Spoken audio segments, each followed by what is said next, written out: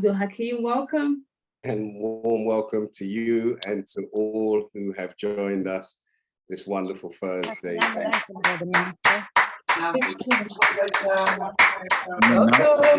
Welcome, everyone. Thank you.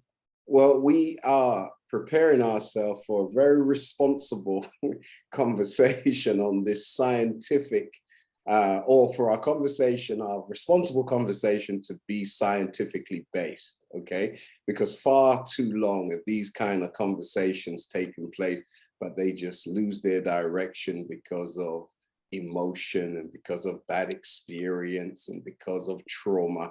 And we're trying to avoid all of those elements today and cut through the trauma, cut through the emotion, and focus on the science and focus on the mathematics, focus on that which we can pass down to others so that they can perpetuate success, okay? So when we look at the animal kingdom and the kingdoms of the various species on Earth, most of the species, if not all of them, in the various kingdoms, you know, most people naturally know how to get on and to build and to develop and perpetuate their species, right?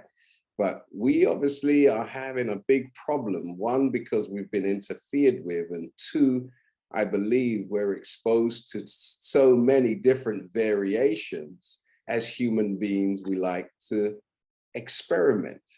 And as a result of over experimentation, many of us have lost ourselves and don't know how to get back home, right? Don't know how to regain balance because we have experimented with very important aspects of human existence and human development that it becomes dangerous for the next generation. So we want to discuss today the role of the female in structuring or helping to structure a successful relationship, successful marriage, successful partnership, that which will lead to a solid perpetuation of our species as human beings and bring an end to some of the traumatic experiences and the accidental outcomes and the trials and the tribulations that, you know, many of us could write books for the rest of our lives on our experiences that didn't work out, you know, the way we had planned them. So with that said, today we have joining us all the way from Ghana, our sister, resident sister Cheryl Phoenix, all the way from Ghana. She decided London wasn't hot enough for her, so she decided to go to, you know, the fire and reconnect with her family and check on her businesses that she has in Ghana. So let's give her a big round of applause for joining us all the way from the other side of the world. Warm welcome, Cheryl. Welcome, Cheryl. Have you back. Sister Andrea, who will be discussing or chiming in on this. Let's give Sister Andrea a big round of applause, who is our own great representative here in the United Kingdom. And also all the way from the US, we have Sister Fatimah Mohammed, who's also going to chime into this powerful discussion. And obviously our two co-hosts, Sister Sabina and Sister Tara, who's in the UAE. And we also have Brother Colin Rankine, who is one of our great spiritual men in our community. And he's also going to chime in to help us to move our discussion forward. So sisters, please, you know, I'll start with you. What is the woman's role in helping to architect and to structure a successful relationship today? Let me go to Ghana. As you're in the motherland, Sister Cheryl, let me start with you. So from an Afrocentric perspective, what is the woman's role in making a relationship successful? Here, the man is the head of the household, but at the same time, the woman has quite a key role where she actually really leads, but the man makes the final decision, or a lot of the time it really is the woman. So you tend to find, and it's not so easy when you get married here, you're not marrying just your husband or your wife, you are marrying the two families. Hence why before you can actually get married, you have to visit the family, you have to bring like your bride price and things like that. So it's a whole thing, it's not just two individuals. Whereas I find obviously in the West, it is very individualistic, how we choose our partners, how we go about getting married, no one has a say. Whereas out here, it's the complete opposite. It's where your family decides whether they want to actually agree to that man or woman becoming your husband or wife. And then thereafter, even if there's complaints or issues, you don't just get up and leave and start cussing. It is something that can be brought to the elders of the family or a family as a whole. And it's not so easy to just say, well, I'm getting divorced either. It is a thing where the families will sit together with you and they're having a discussion and they're going to make you work on your marriage. So as a woman, there's a lot to lose as well.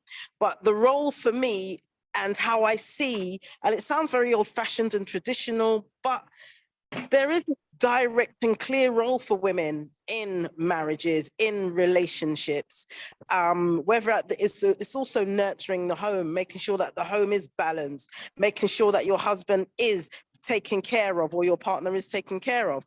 Many will say that's very old fashioned, but if your husband is taking care of you and the household, so you don't have to run out and do a 9 to 9 or a 9 to 5 and then still be expected to come home and do all the other things without any support or help, then that's where the imbalance is. Today, we live in a modern society, and as a woman, we are supposed to, for me anyway, I'm still very old fashioned when it comes to things like that, even though I would class myself as quite a modern woman.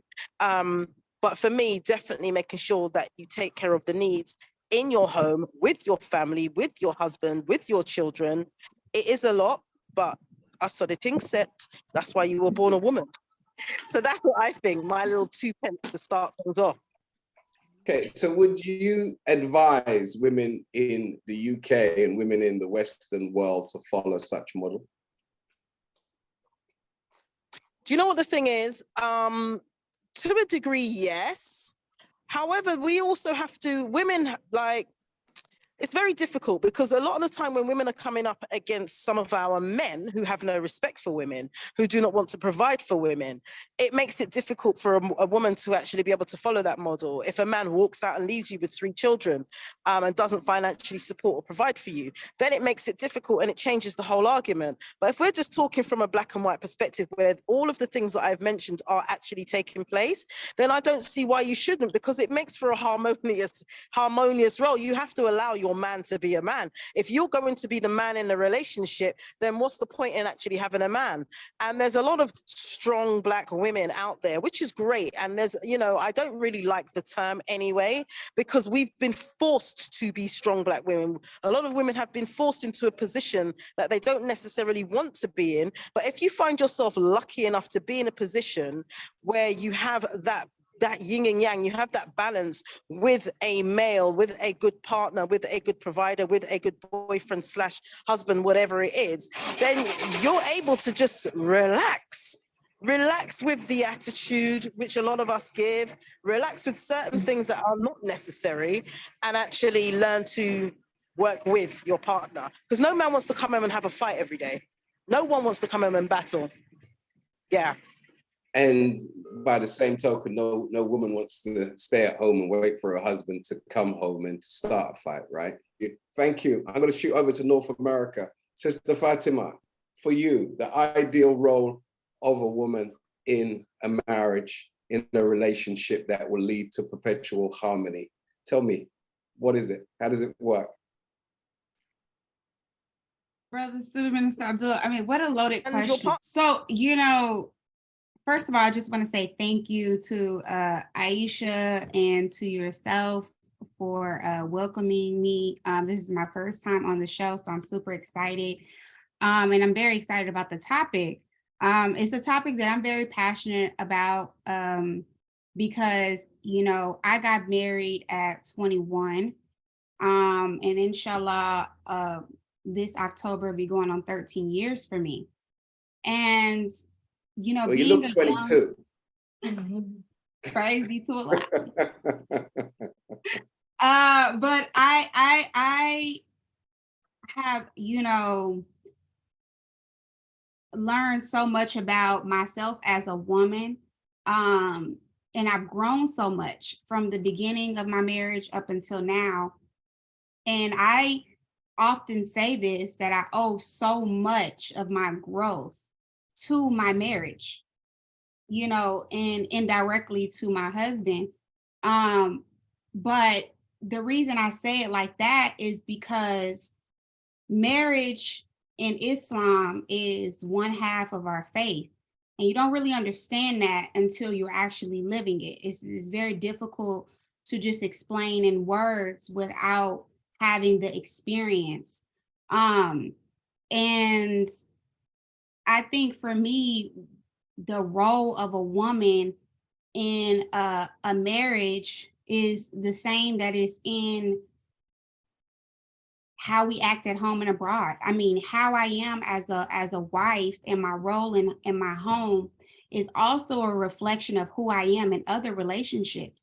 And people don't realize that if you're a contentious wife, more than likely you're a contentious friend, you're a contentious daughter, you're a contentious person. And people don't realize that, if you take your marriage and your vow to God as serious as we should, then you don't really quite understand, the process. A lot of times it feels unfair, it feels old-fashioned, but nothing about God can be old-fashioned. I mean, he's fresh and new, with every generation, he's always on time. And I've tried every other method. I've tried my friends' advice. I've tried, my parents' advice based on their marriage. And the only thing that has worked for me is finding my own understanding through experience of submitting myself to the principles and morals that God has established in the home.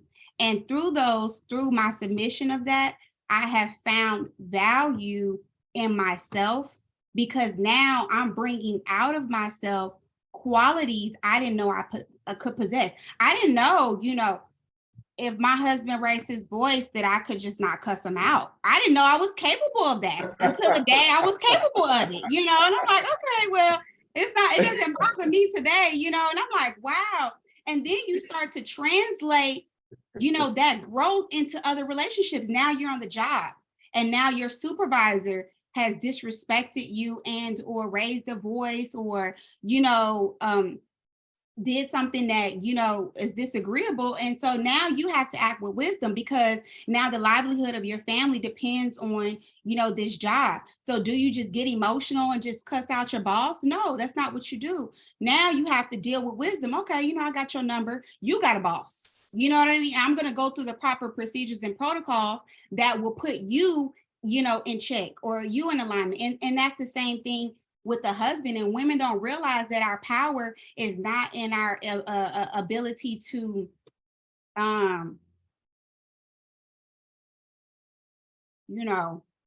go off, but it's in our ability to act with wisdom, because the Bible describes a woman's tongue as being crafty. And it's not, crafty can be used for good or for evil. And really, it just means that you're clever, you use your wisdom. And I feel like for me, that's the role of a woman, is to inspire, to build up. The nature of a woman is very different from a man. And, I was listening to this quote recently, and I'm going to digress on this point, but this is my first thought. There are certain masculine energies, and we all, as human beings, we have both feminine and masculine energy, but one dominates the other depending on the gender. So in women, the act of building, going out and working and manifesting, a thought, those are all masculine qualities. But right. What is feminine is our ability to nurture, to grow something until it reaches its potential. That is one of God's chief attributes, which is Rob. It grows and sustains something until it reaches its eventual goal. And a woman, believe it or not, we have this powerful ability to inspire and also to tear down, but really to inspire, to nurture and evolve something. And it's not a coincidence that women, nowadays are, chastising themselves for seeing, beauty and potential in broken men, but that's our nature. We're gods. We're not goddesses.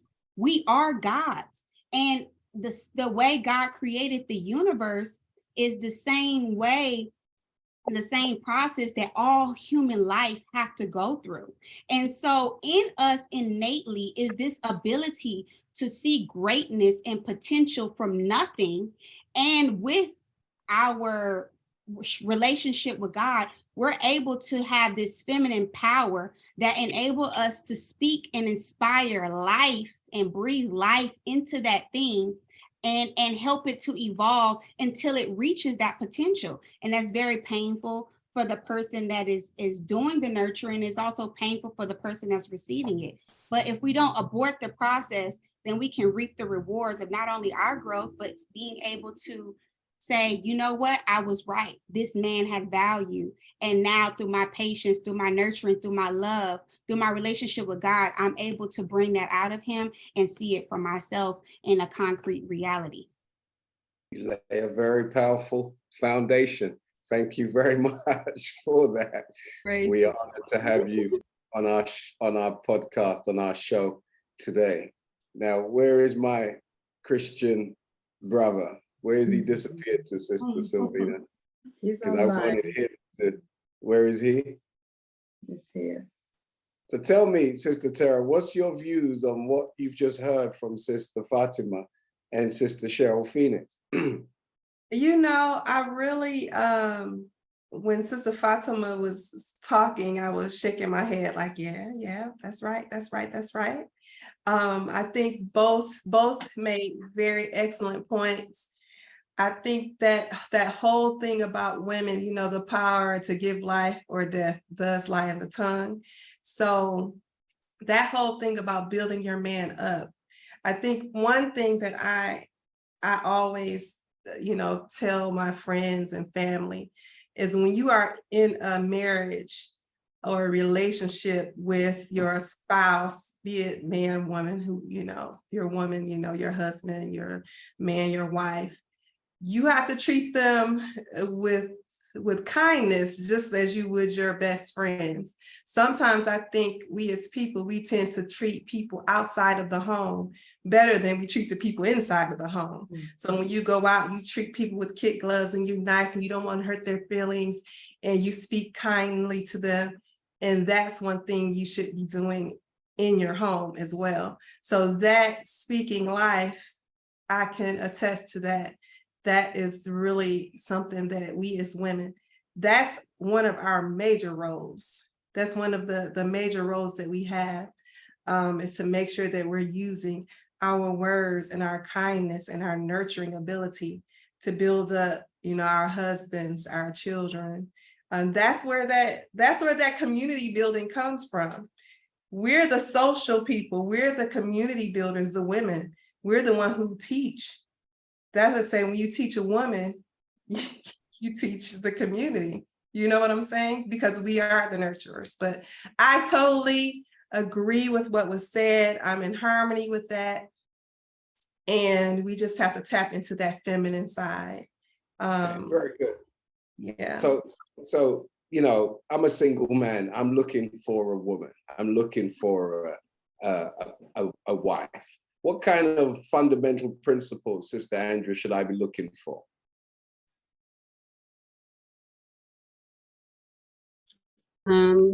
I think you should be looking first and foremost for somebody that knows who they are, who understands themselves and understands what it is to actually be a woman. In today's world, like what are some of the chief characteristics that's supposed to pop up, that's supposed to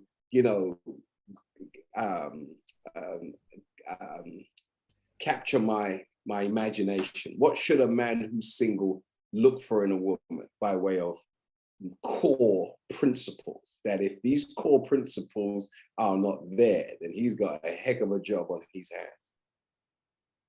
Yeah, well, from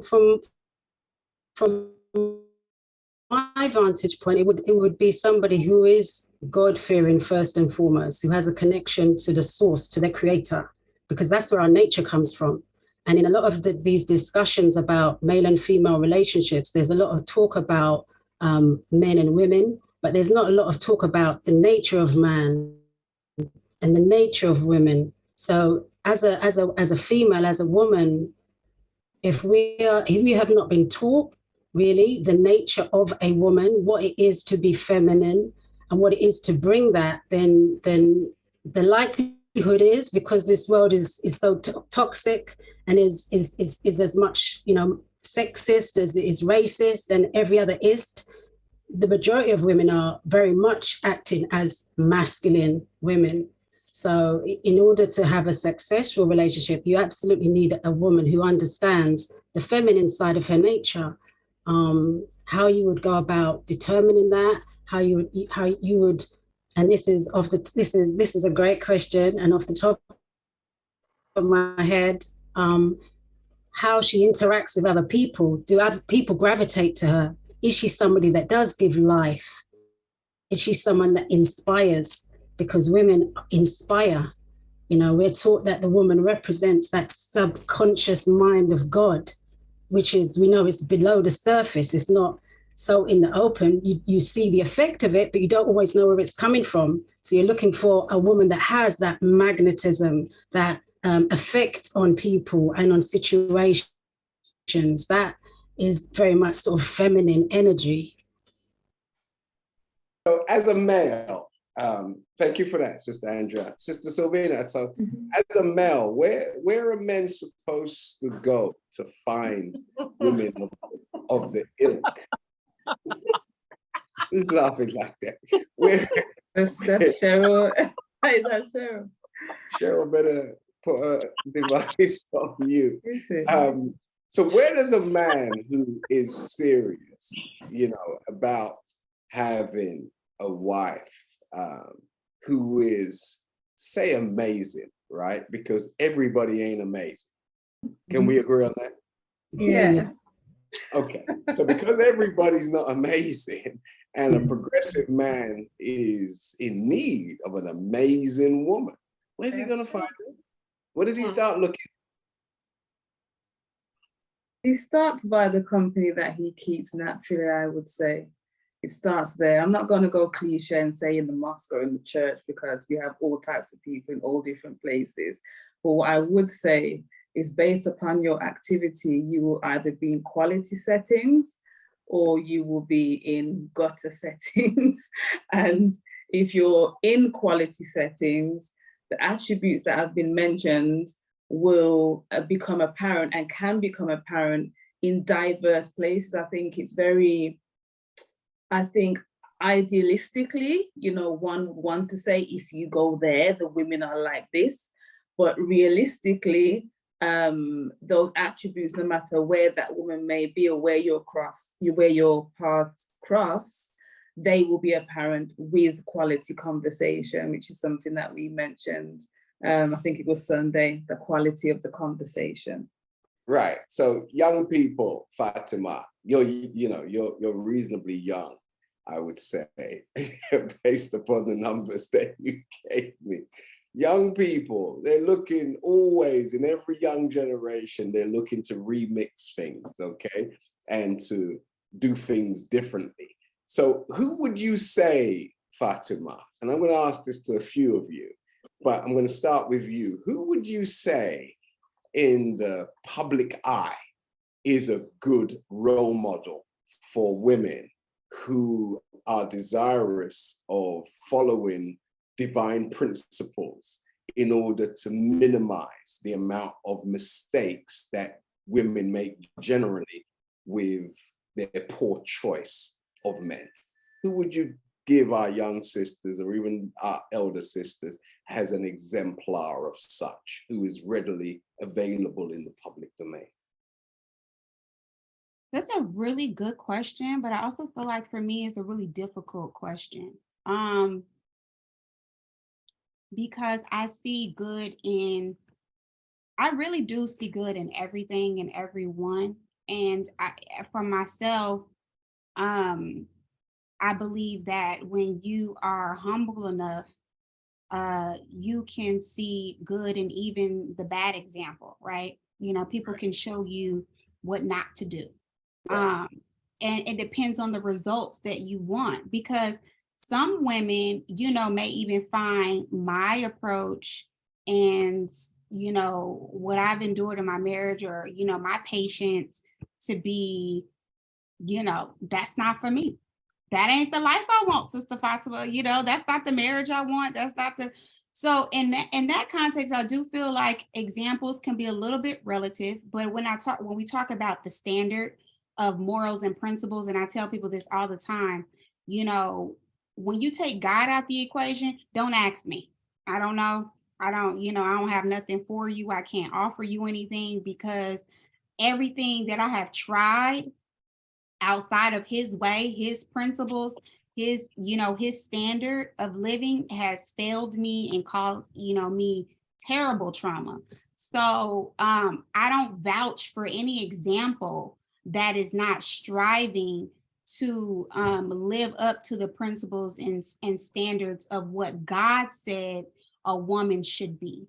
So when we're talking about mainstream women, you know, like celebrity women, you know, I do take bits and pieces from certain relationships, like for example, Alicia Keys and Swiss Beats. And one of the things that, you know, despite how they got together, if you into that kind of drama, just looking at their marriage, one of the things when she was interviewed that I found really sweet, now both of them have been in prior relationships and etc., but she said, you know, in all the years they've been together, they don't raise their voice at each other. And I found that for myself, when I heard her say that, it spoke to my soul, because, you know, that wasn't the case in my marriage and still is not the case. But it resonated with me because the Honorable Minister Louis Farrakhan said in a tweet, he said, stop arguing. Arguing destroys the spirit of love. And in the Holy Quran, it says, you know, that to argue in the best of manners. And so even though this is a Christian woman, or, you know, we're not of the same faith, she said something that was in alignment with my faith. Right. She said something that was in alignment with what I believe.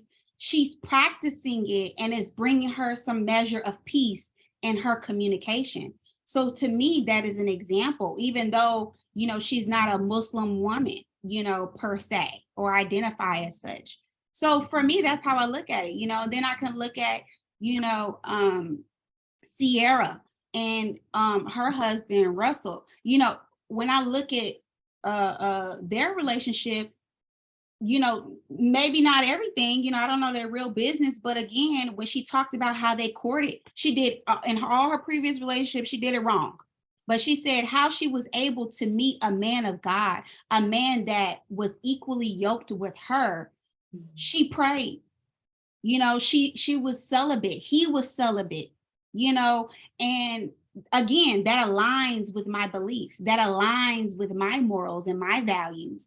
And so that is something that I can identify with. That is something that I can say, yeah, that's an example for me. That is something that I want for myself as I'm courting, you get what I'm saying? Because I want that result. I want a man of God, and I want a man that loves me and honors me and would take care of my children from another relationship the way that he does. And, you know, and so I'm going to use that as an example for me. So for me, I feel like, you know, there's so much good in so many aspects, but you have to be in a spirit to want to see it, to want to find it. And you can't be so caught up in, you know, yourself and your way and your ideology. Oh, well, that's not a Muslim, or that's not a Christian, or that's a Jew, or that's a whatever, or that's a, you know, she got her behind out, whatever. When you're humble and you have the spirit of God in you, you can see the good in anything and in any circumstance, and you can find an example that aligns with your spirit, with your nature, and that is of good. So, and then of course, in the nation, we have Minister Ava, we have Mother Khadijah, we have so many good examples, but I'm answering based on your question in terms of, I'm thinking you're talking about like mainstream, social media, that type of thing.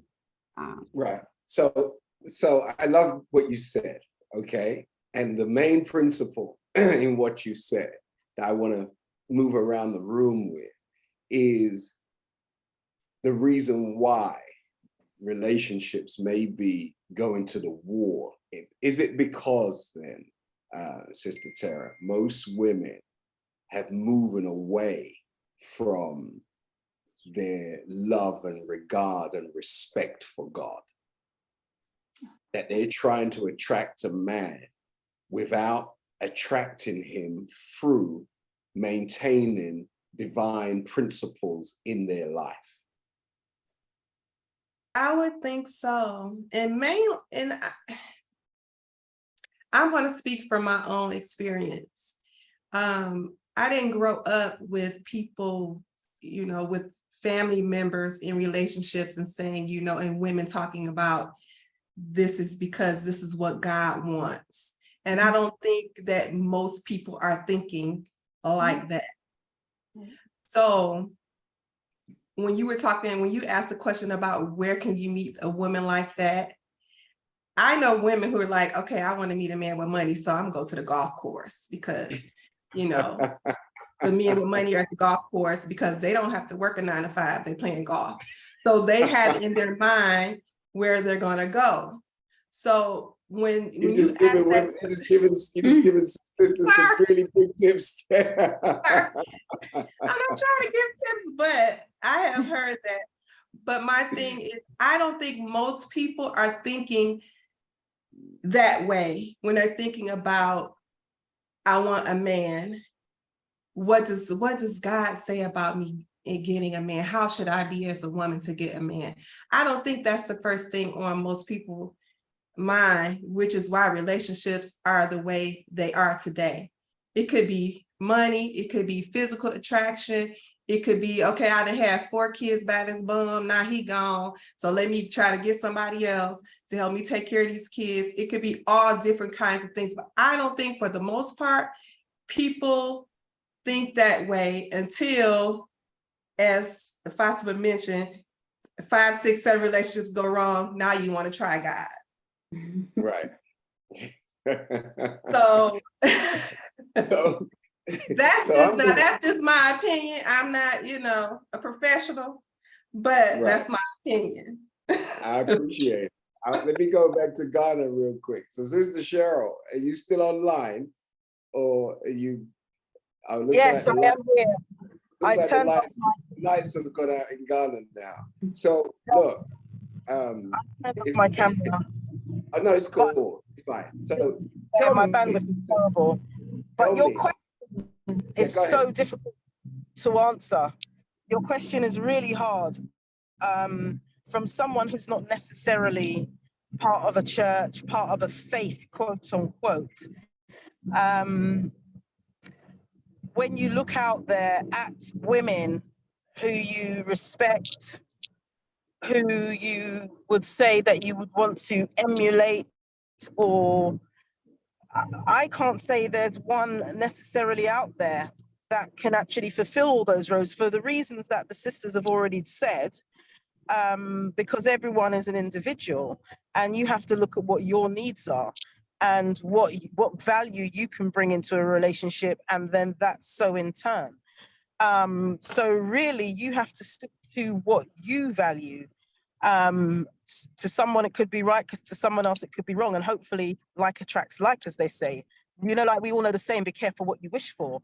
The more you talk about only money, only someone that can give you this and only someone that can give you that, then that's what you'll more than likely attract, but that doesn't mean to say that their character is good. So you have to be of the sound mind and character to know what then you're attracting and what you want out of it, so that you're on the same balance with whoever it is that you choose as your life partner. That's kind of what I think and how I see it. Sometimes it goes wrong, sometimes it doesn't. But for me to look outwardly to emulate anybody, as far as I'm concerned, I'm very amazing as I am.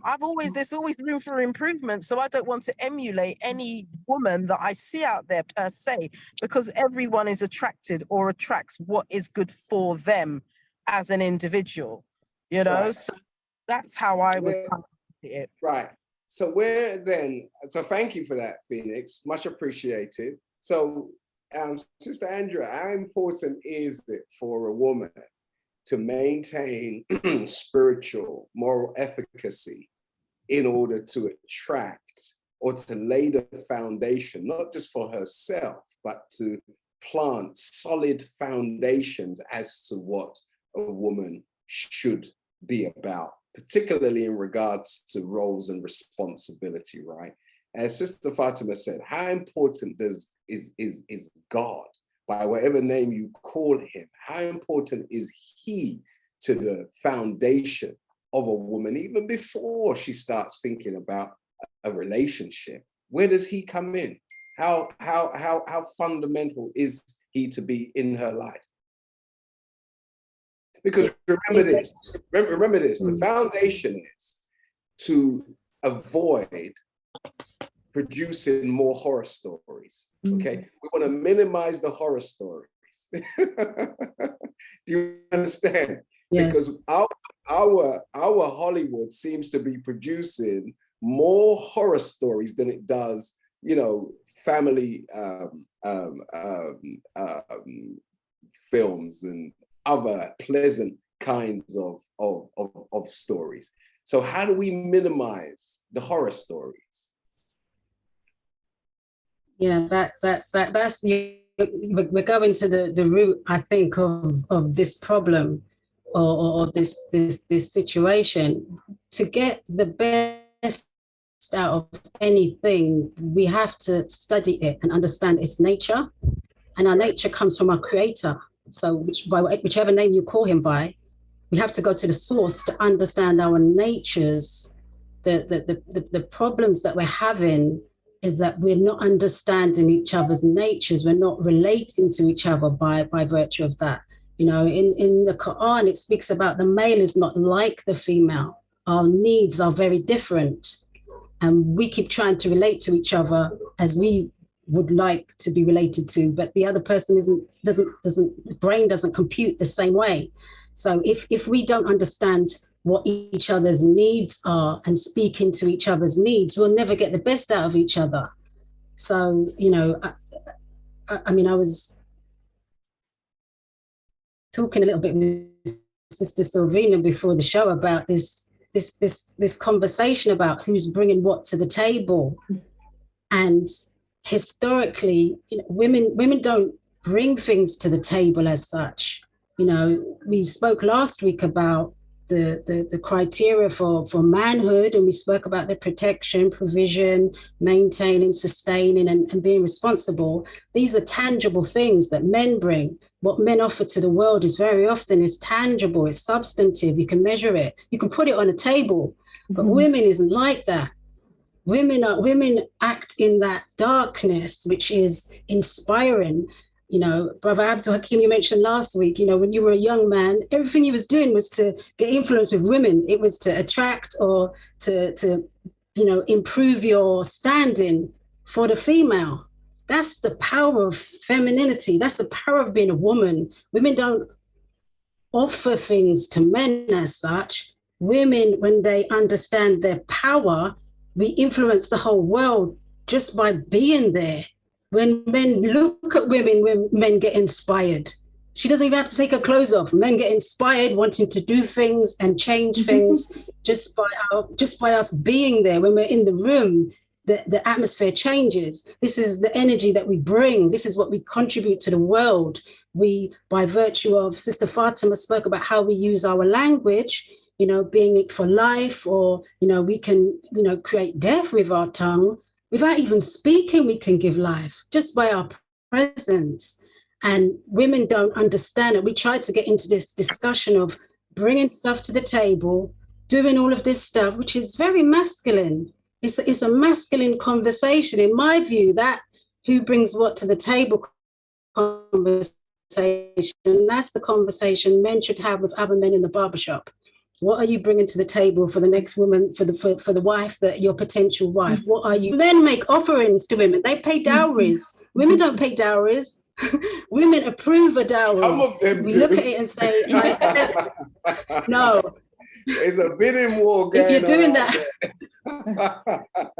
And that's the problem, because women are acting in the masculine, saying, look, I can cook, I can clean, I can shimmy and fandangle. Like, stop doing that immediately, because that's not our that's not our way. That's not our nature.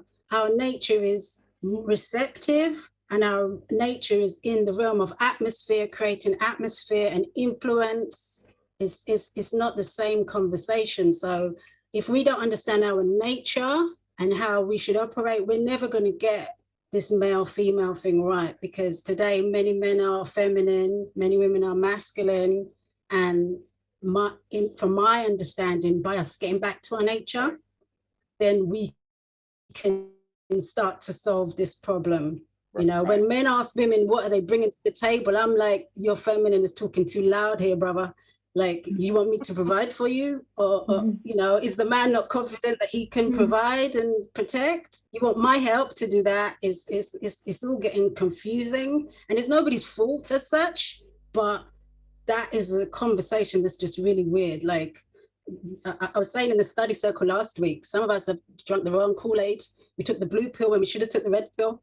And you know, that conversation is like, there is no table where women are concerned. Right, thank you for that. And we're going to get to questions in the next 5 minutes or so. So, Sylvina, I wanted to ask this question in regards to this, you know, because there's a whole caliber of women who are not happy with the thought that man is the maintainer, man is the breadwinner. Their vibe is, look, you know, as a woman, I make my own money, okay? And I'm competing for seniority where this relationship is concerned. I remember I was in the gym once, and the woman, she was a judge, okay? And she was saying that her man is a kept man, you know, she pays for everything. And she's happy with ensuring that he can live whatever life he want to live, but she pays the bills because she's a judge and very, you know, decently wealthy. Now, with that said, in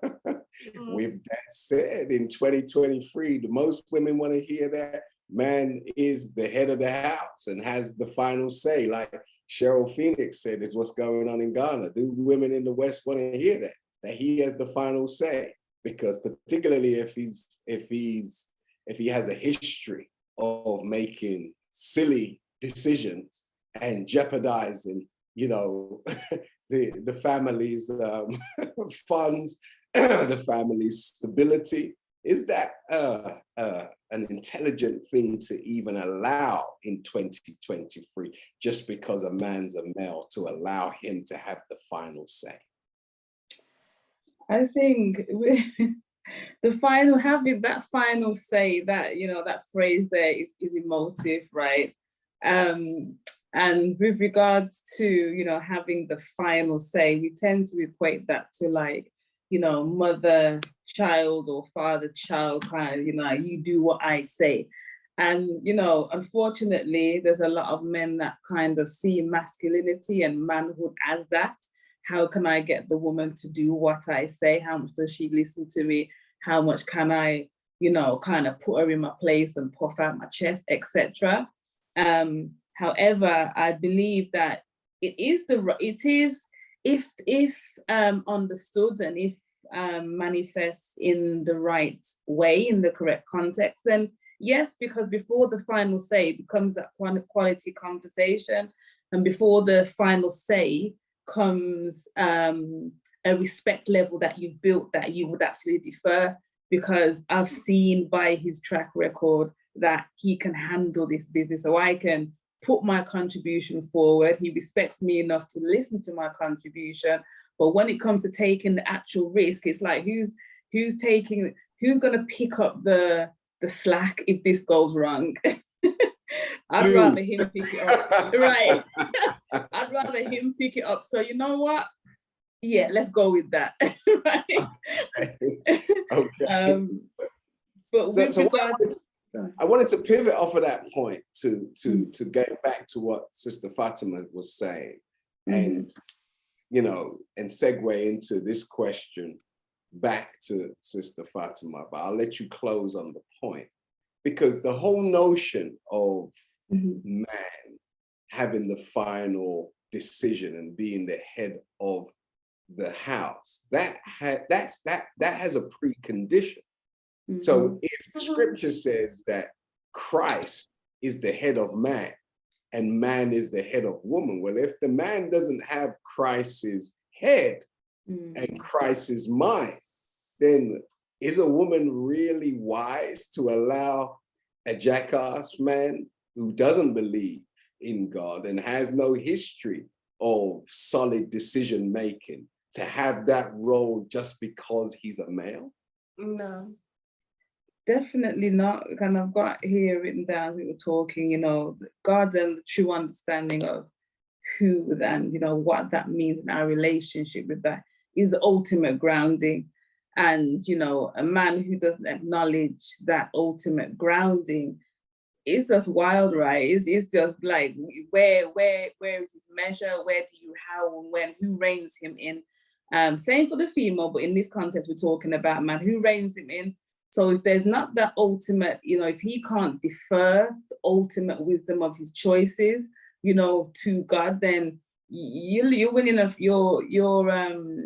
you're fighting a losing battle as a woman. There's no hope with regards to that.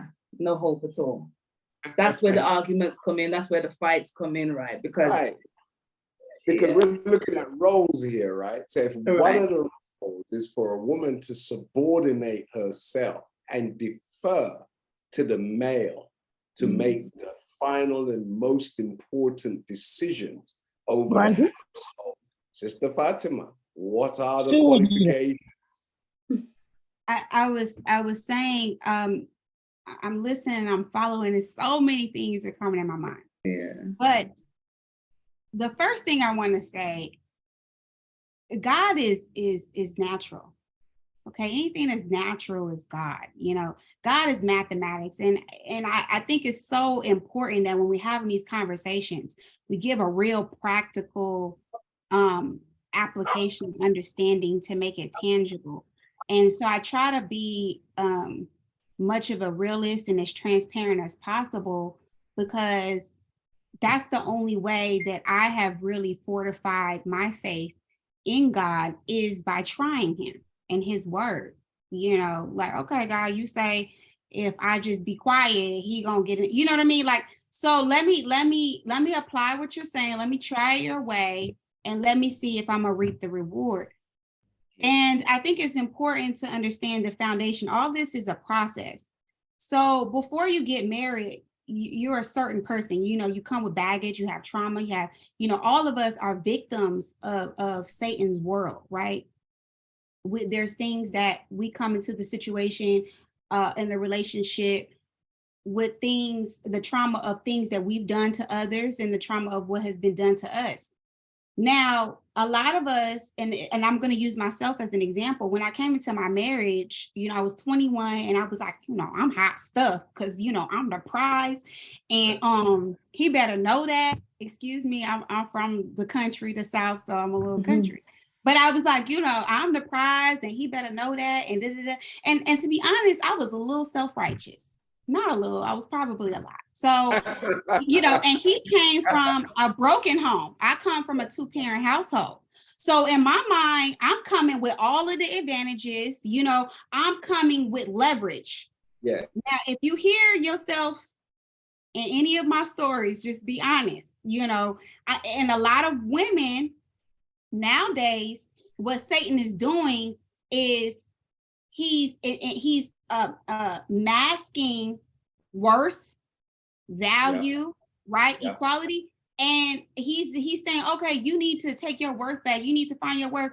And it's coming out and being expressed in women as arrogance, as, you know, we're equal to the man. I could do what he do, you know, I can show my body if I want to, you still need to respect me. This is how that's being expressed, right? So in my mind, you know, my expression of my self-worth was, you know, I'm in a better position than you because look at what I come from and look at what you come from. I mean, you got good qualities and stuff, but I know better in this area of family than you do because you didn't come from a real, you know, good background. So here I am already coming at a disposition like I'm better. Right. Right. And that didn't sit too well with my husband, you know? And so we got to understand that before you even get in a relationship with someone, you need to study who you are and you need to be honest with yourself.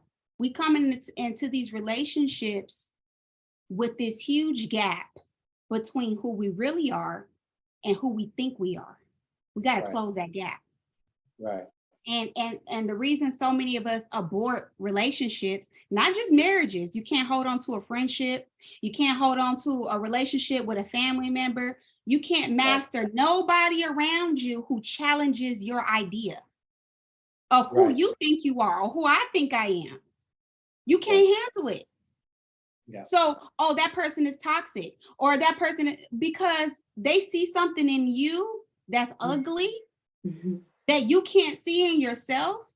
So what we do is we want to gravitate towards people that appease us, that flatter us. And the minister said flattery is the language of Satan. I don't want anybody to flatter me.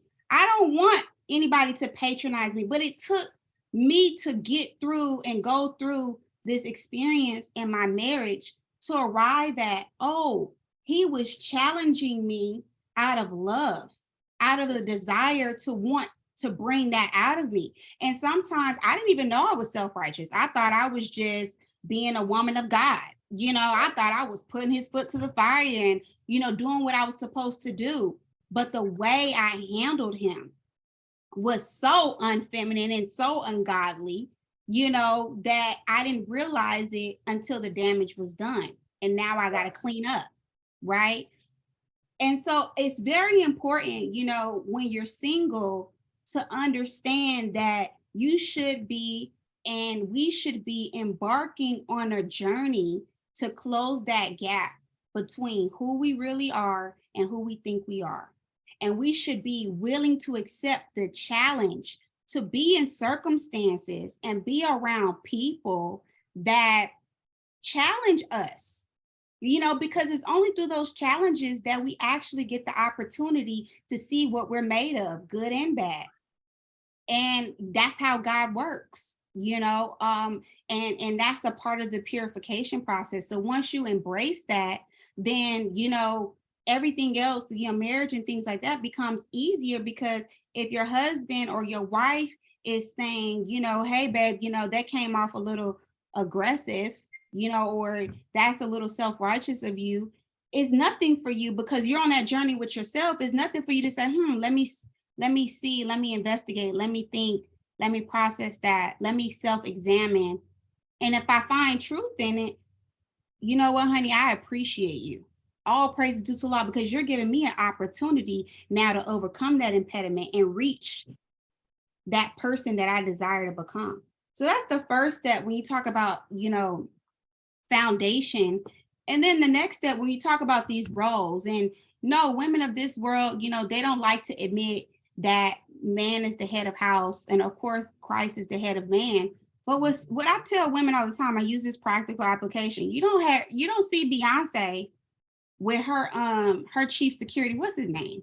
And he going viral on Instagram right now. Y'all help me out in the chat box. But he's always traveling with Beyonce and he goes everywhere she goes. But you don't see Beyonce when he pushing her back and got his arm around her and telling her it's time to go, or pull Julius. Thank you, Brother Aquil. Julius, you don't see her like, I'm Beyonce. You don't tell me what to do. I want to keep giving out whatever. I want to keep shaking the people's hand. No, she submits to the fact that Julius is her head of security. She hired Julius for a reason. She's like, you have been vetted. You have been proven true. You have been proven trustworthy. You have been proven worthy of my submission. So when you tell me it's time to get the hell on, it's time to get the hell on. No questions asked. And this is Beyonce. Right. So it's wisdom in the fact that, yes, once that man has been vetted, okay, Right. Once that man has been tried and tested and true, when you go through the right process, then what is it for you to submit yourself to your choice? Did nobody else tell you to pick them? You pick them. So you picking him and then him not adding up to what you thought he was, maybe it's not with him, it's with you, because that was your choice. Nobody put a gun to your head. Right. So at the end of the day, we have to understand, we got to be practical. We have to be realists. You know, there's no mystery, God, and God doesn't teach an abstract word. This word can be lived and be practiced, but you got to think mathematical and less emotional when it comes to these certain principles. So if you have thoroughly tried this man through the proper protocols and you trust that this is a good man, then why does it hurt for you to submit to your choice of somebody to protect, of somebody that's going to lead you, of somebody that's going to provide for you? Why does it hurt so much? So it's either you don't trust yourself and who you are and your decision-making skills, you know, and that's really what it is. But I use that example all the time because, you know, Beyonce is Queen Bee. You know, she's this mogul superwoman and women look up to her. And, you know, she has these songs, all the single ladies, independent women, all this stuff. But look, you see her submit to her security. When he say, let's go, I've seen video footage of him pulling out, but she don't challenge him. She does exactly what he asks her and tells her to do, because he has been tried and tested to be skillful enough and wise enough to get her out of dangerous situations or situations that would threaten her life. And this is the role of the woman. See, God found the woman so valuable that he knew that we would need a protector on earth. He knew that Satan's world would run, rampant, and he knew the attack that the Black woman would be under. And so this is the natural order of things. So God's wisdom is only a fool would question it. And that's just, that's how I see it. So. I like how you see it. You coming back next week. We're doing this again. Okay. We have to. You're coming back. Bring your friends with you next week. So we're doing this next week because next week we have to, because our time is evaporated, Sister Fatimah. I need you next week to drill down a little bit more on some of these things, because what I want to go into with you next week, because we're going to bring the male and the female roles together next week and then just complete, what a holistic relationship looks like. Many people call it blended relationships, and they're in a blender and they don't even know what flavors are involved and they've just lost themselves in the blend, right? So all of that to say, we have to really try and get this thing together next week. So I just want to put you on notice for that. But Colin, I lost you. I can't see you on my screen, but brother Colin, are you there? Greetings, brother. Yes, I'm here. Yeah, in lovely sunny Jamaica. Warm welcome, brother Colin, Rankine. So I know you've been listening to my sisters, and in regards to the female's role in relations, how would you like to respond to what you've already heard? Well, just the Bible. Unless you're going to read it and carry out what it says. If you need a mate, first seek ye the kingdom of God. Unless you have a relationship with God, God will bring that special person into your life. It's a no-brainer. As we all mature, if you go at it on your own way, and if you follow celebrity, you're going to fall off a cliff. It's inevitable. We've seen with many, open devil worship, unless you're going to follow a doctrine and look for a godly man, because trust me, if I got lost somewhere, my wife would find me spiritually, you know. And when your husband, remember in the Bible, Abraham was blessed through his wife. So if a man doesn't respect and treat his wife in a high way, God punishes that man. And likewise, a woman, you become one unit. And in that unit, you both have to be equal and happy together, but with separate roles, and meeting that and coming together. But either way, if I have an issue with my wife, I see God. And then likewise, if my wife has a problem with me, she speaks to God about me. And trust me, he visits me in a mighty way. So that would be my answer to anybody looking into a relationship. First, seek ye the kingdom of God. Follow what the word says. And the Bible's full of plenty of examples where Samson being one who didn't marry the way he was supposed to. And again, Abraham and Sarah were brought together by God, and they had a successful relationship. As I'm going to end with a quote from my wife when we was getting married, and you go through the processes with your local pastor, and the pastor says, well, if you're going to get married, you want to be happy. And my wife said, where does it say in the Bible that being married makes you happy? You know, and I thought, okay, that's a woman for me, definitely. You know, it is when you come together as one, you fight the battle, you plow the field together. You know, the devil is a roaring lion seeking whom he may devour. And if you don't have that union with God in the center, you're going to fall apart. You're just going to fall apart. You'll either go after mammon, which is money, or you're going to go completely the other way, where, as we saw with Will Smith, with open marriages and things like that, and living a sham marriage, really. We have to continue to put God at the center, regardless, be it Muslim, Christian. Unless God is at the center, he's written out the core guidances for that relationship. As Cheryl said earlier, you both must know both parents. It's important because I know that if something was to happen to me, or I did something, I know my wife's family, apart from they're extremely large physically, would find me. And likewise on my side. So there's a coming together. When there's an issue, those families come together to help repair that relationship, and to say if your husband's playing away, you go and see his brother or his, uncles, and they will bring him to the fore and say, look, you're messing up the whole village here. It's not just about you. But exactly, that accountability is important, because sometimes when you don't have God at the center, you're into self. And when you go into self, you're going to go after all the glittery stuff that's out there. And once you start going after that, you're going to fall into Satan's trap. So that's me. I'm Colin, and God bless you all. It's been a wonderful conversation, and it is very inspired. And I hope those words help those women who are coming forward just to first seek ye the kingdom of God. It's such a wonderful thing to do. And I met my wife in a eatery in Birmingham. I didn't know that my wife was part of my village in Jamaica, as it were.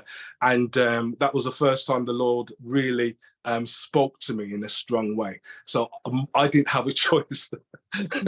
Very good. So it wasn't my choice. God told me who I had to marry, and likewise for her.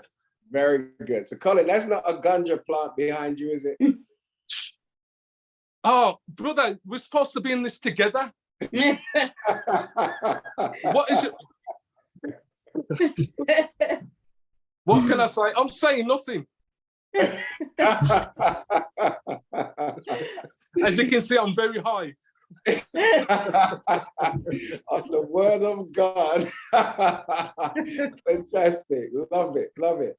So look, let me pop back over to Africa real quick. So Sister Cheryl, as we wind down, and if any of you have any questions, please put them in the chat. And next week, we'll go into a full half hour on your questions, okay? So by way of Sister Cheryl, because you're a go-getter, you're a businesswoman, you're a mother, you're a community activist, the whole 9 yards. So it's not going to be easy for a man to even be attractive to a woman like you if he's not really on his A game, okay? You ain't going to get little brother on the road who's saying, boy, I want to be with Cheryl, you know?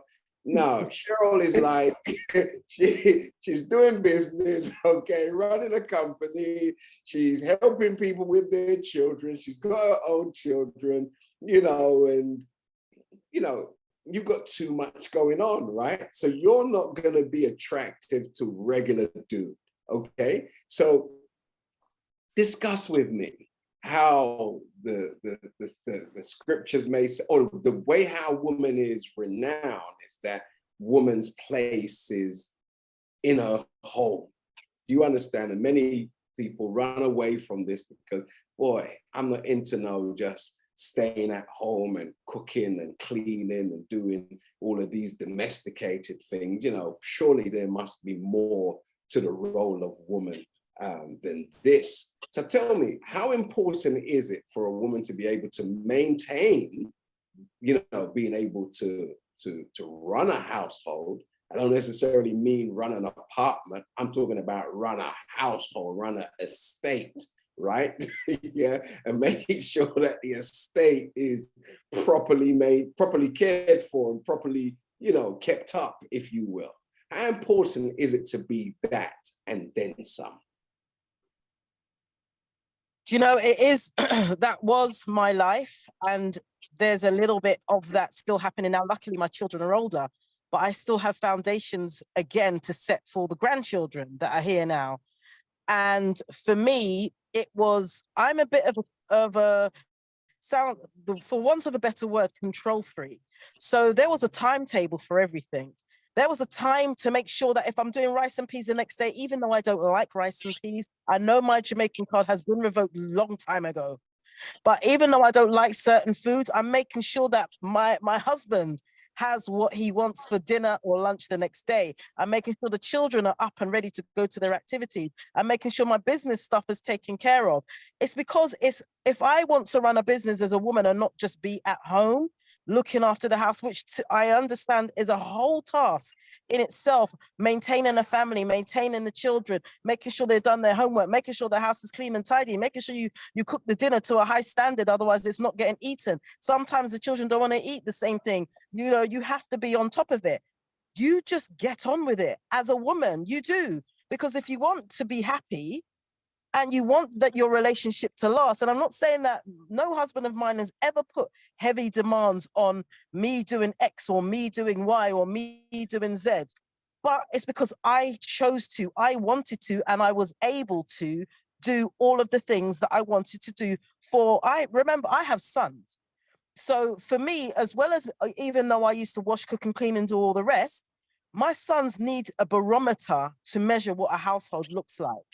And unless I'm that barometer, they can pick up with any fool person from out a road who's been dragged up. Unfortunately, I'm not here to train nobody else's son. My sons are not there to train anybody's daughter. At the end of the day, I always say to them, be careful how you treat young ladies out there, because there's girls out there, unfortunately, throwing themselves and everything else they have on offer to our young boys and men, which is also messing up the whole energy of what's going on amongst men and women in these things that we call relationships. They're not relationships, what I see going on out there.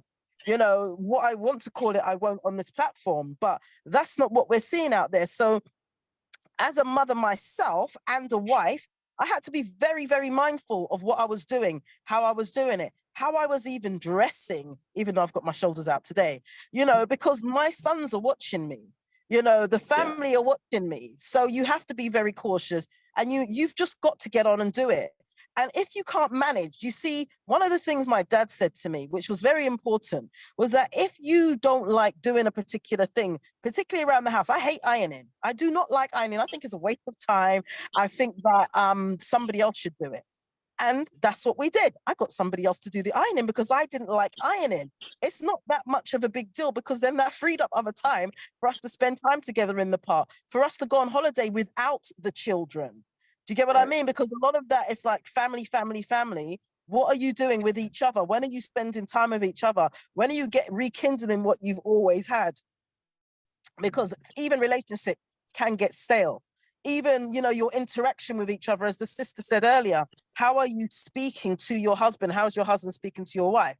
As you can tell, I speak very quickly. Now, my husband couldn't be the same type as me, who speaks very quickly. I'm very passionate about what I speak and so on and such like. He is the calmest person, and people would look and be like, rah, how is Cheryl and this person? But that's the balance that is needed, because I'm like bouncing up and down forever on heat. And he's just sitting there a million miles an hour, right? literally. And he'll just sit there looking at me and just shake his head. And he'll know exactly what I need or what I want. Sometimes, as the women know, you know, when you go through a whole 30 days, there'll be times where you even forget what's going on with you. And then your husband could be like, okay, I know what's coming. I know how to manage you and what to say to make sure. So it's how you and your man are. You have to have that bond. And, you know, the bond is so important before you start having children. And even if there are children already, you've got to work on that bond with each other. That is key. You have to have a friend. You have to have your brethren. You have to have someone that's got your back. Same way how you as a woman, when it comes to women, we'll have your back. We'll rip out someone's heart with our bare hands if necessary. But for once we know a man has our back, there's nothing a man can ask you to do that you won't be willing to do. Well, within reason, but you get my point. And same goes vice versa. But unless you build that friendship, that bona fide, you know, we're in this together for the long haul, nothing can come between us. You know, a lot of women get upset because another woman has hugged their husband. So what? You know, women get upset because a woman sat too close to their husband. Why are you concerning yourself with nonsense? Is your husband not coming home with you tonight? Is your husband and you not in the same house? You traveled here together, you are leaving together. You are concerning yourself with small minutiae that has no... Run that African by me again. Yeah, you're not concerned that. Run it by me. I heard that. Concerning themselves with small things. Small things, man. Huh? You know, leave them alone. Everyone knows within their heart what is right and wrong. And even if they wanted to try and step out on you, they will know better. So, you know, we as women, as the sister said earlier, we as women, you need to be able to stand firm in your conviction of who you are and who you want to attract and how you're going to love and respect your man. And if you cannot stand firm in that and you're fittering because someone over there's man just bought them a new car, or someone over there's man's doing this, or this person's got that, then you're probably not in the right space or place. You need to go and find yourself, who you are, understand what you're doing and where you want to go, and then find the person to roll with you for that. Because if your man is the man that you guys agreed on what you were doing and you're easily swayed and sidetracked, then you're going to actually ruin your own relationship yourself and then blame the man or somebody else or somebody else's bank balance or somebody else's new weave or whatever it may be for nonsense when you're supposed to be on that journey together. And trust me, ladies, when I tell you this, for the single ladies out there, it is not easy for for you to be blessed with a man like that. It's not easy for a man of value and character and worth to step into your life and actually add value to you and your surroundings. So whilst we're out here throwing away relationships like it don't matter because you didn't get your own way, remember, it is not easy to find someone on that level as you and vice versa. It's not easy. And then to build, none of it is easy. None of it is easy, but it is worth it. It's definitely worth it. I'll say that all day long. Fantastic. So, Sister Fatimah, so, you know, let's talk about, as we mentioned, you know, easy. Sister said it's not easy, and don't throw away, you know, what you may be in the process of building that may be flourishing. Now, we know at a certain point, those of us who are males of a certain age, we know women go through biological changes, right? And sometimes, you know, the woman who you may think you had, you may be going through like some biological changes. You understand? That can seriously impact on a relationship. What would you advise women when they know they're going through serious biological changes in order for them to not jeopardize, you know, the relationships that they may have invested so much in, but because of their lack of understanding of their hormones and how their body's changing. What would you advise a short period of time so we can just brush this part of the reality of the woman's evolution in a relationship, if you will? It's such a loaded question. I've never been asked that question before, so I'm going to go with the first thing that came to my mind, and I just have to say, Sister Cheryl, girl, wow, you touched on so many beautiful points. I mean, wow, and it was so raw and genuine and authentic, and I really could relate to everything you were saying, and it made me think about, you know, I tell women this all the time, like, you know, my single home girls, you know, a lot of times we as women, you know, we're praying for God's best. Like, God, send me your best. I'm tired of, you know, the dungeon, you know, Negroes. Send me your best.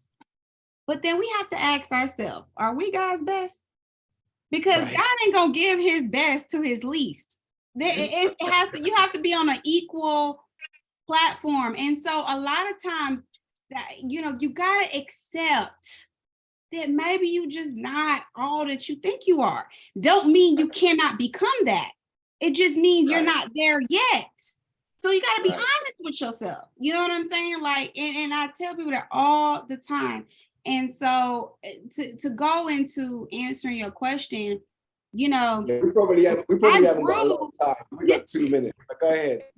I grew to this point of where I am now. I wasn't always like this. And, you know, when we talk about the physiological changes, I went through so many, and I wasn't even aware of those changes. So sometimes I don't even think women are always aware, but I think it's important that when you do have a man that genuinely loves you and you built and established a friendship with, to be honest and transparent and say, you know what, babe, you know, I've been really irritated lately, or just really moody. I'm not exactly sure why, but I'm just being forthright. I apologize for earlier. You know, you know, maybe I spoke too aggressively, or, you know, I spoke out of turn. You know, I'm not really sure what's going on with me, but I'm going through a transition. If you can be patient.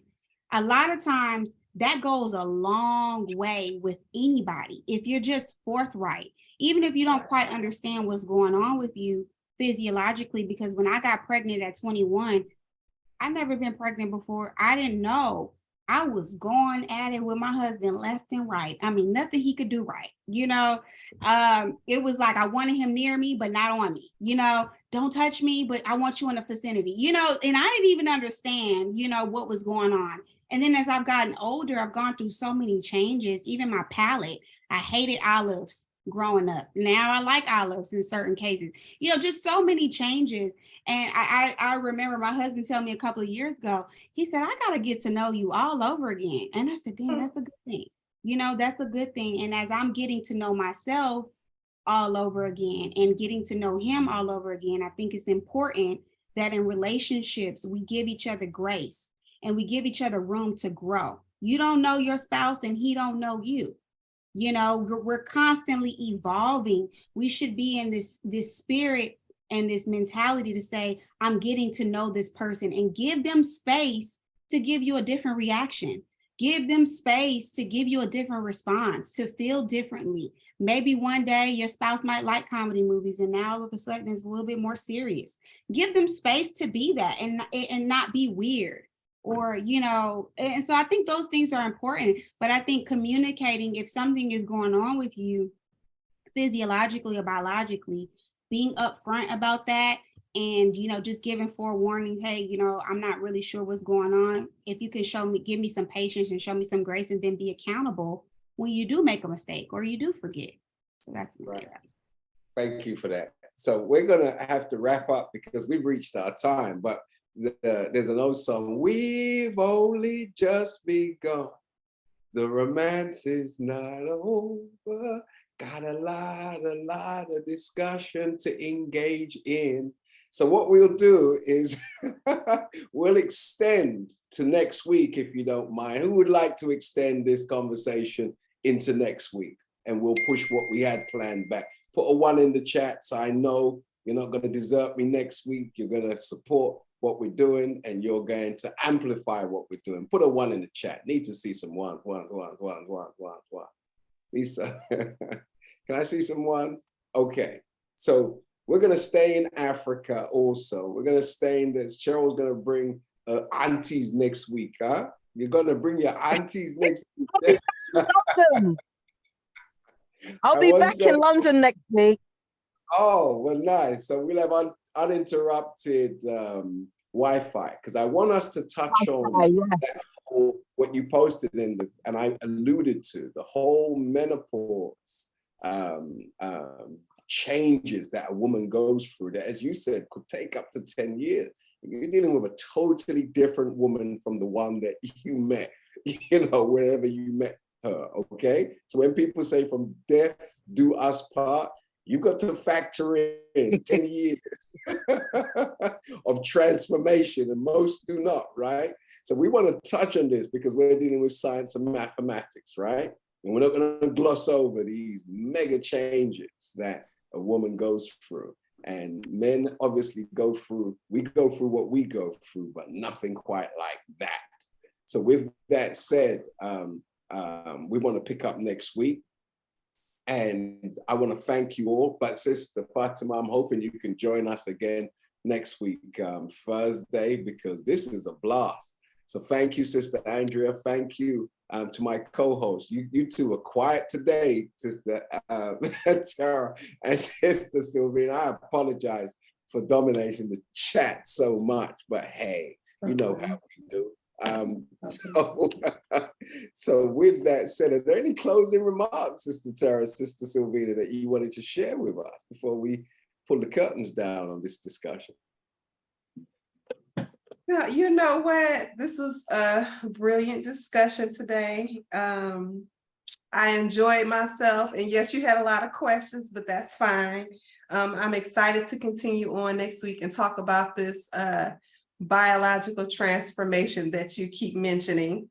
So, we'll see what happens with that. I'm sure that there are some things that we as women can do to help stave off the horrors, as it seems like you're trying to describe it as a horror that's happening. But I think we could make it a little bit more palatable next week, and maybe provide some hope for those who are going through that transition. Because we may have some young couples in the audience and they don't know what's about to hit, okay? So we need to prep them. I was listening to a whole program on that particular subject, and I mean, like, the women's experiences, some of them were so horrific and, transformative, if you will, that many could not hold on to anything during that transformative stage of their life. So we need to have these kind of conversations, very much so, in order for us to be properly prepared, because proper preparation prevents poor performance, right? This is an area we've got to perform a lot better. So Sister, Brother Colin, Rankine, thank you for joining us all the way from the Ganja fields in St.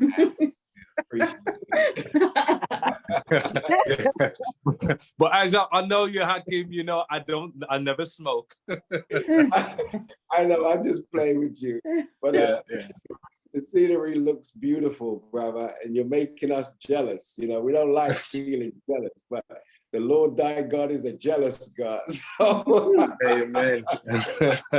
So thank you for showing us, because your scenery is the sign of our future, right? It is.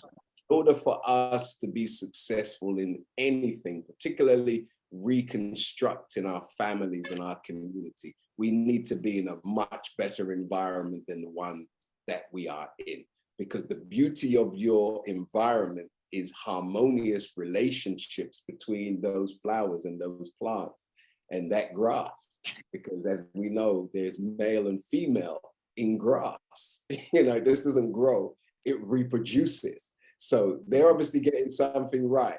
So we need to obviously study nature. So we thank you for invoking that in your background. So next week, we will take our conversation to the highest of levels. Thank you, Brother Colin Rankine. Thank you, Sister Fatimah. God bless you. Thank you, Andrea. And Sis Sylvina, did you have any closing remarks?